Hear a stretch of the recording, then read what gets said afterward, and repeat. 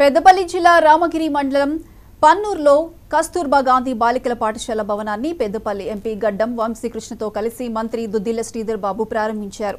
3,50,00,000 రూపాయలతో భవనాన్ని నిర్మించామని, ఒక్కొక్కరికి వ్యక్తిగతంగా పనిచేయలేకపోయినా 100 మందికి ఉపయోగపడే పనులను ప్రారంభిస్తామని ఐటీ పరిశ్రమల శాఖ మంత్రి దుద్దిళ్ల శ్రీధర్ బాబు పేర్కొన్నారు.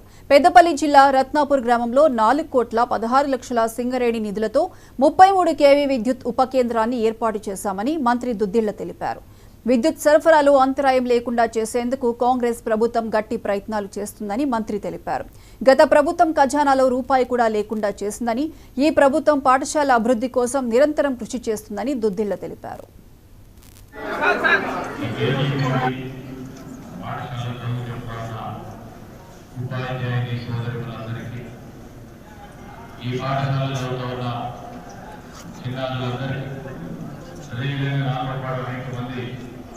ఈరోజు ఇక్కడికి వచ్చి ప్రజలందరూ జిల్లాలకు ఆశీర్వాదం ఇవ్వాలని చేసిన మా మిత్రులందరికీ, పెద్దలందరికీ, పాత్రికేయ మిత్రులందరికీ నమస్కారం.